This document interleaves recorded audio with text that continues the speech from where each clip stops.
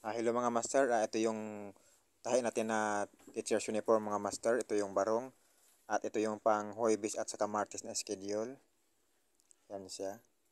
At ito naman ang ating barong na pang Lunes na schedule. So ayan siya, yung kanyang style. At ito naman kasunod ay ang ating barong na pang Miyerkules na schedule mga master. So yung kanyang collar may design din siya kagaya ng sa front, half front ng kanyang design. So ito naman dagdag ko lang itong tahi ko na coat. Ayan siya, 2 buttons, nuts lapel. Finish na ito mga master, ready for shipment na ito. At may nakalimutan pala ako, may vest pa pala ito at saka pants. Bali suit ito no. Ito yung kanyang vest, regular style lang. 4 buttons.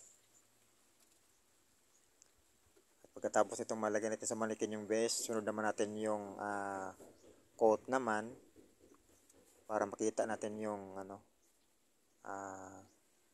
coat saka vest na. Ayan siya. At ito naman yung natin, yung kanyang pants naman. Ayan siya. So kompleto na siya. Coat, pants at saka vest.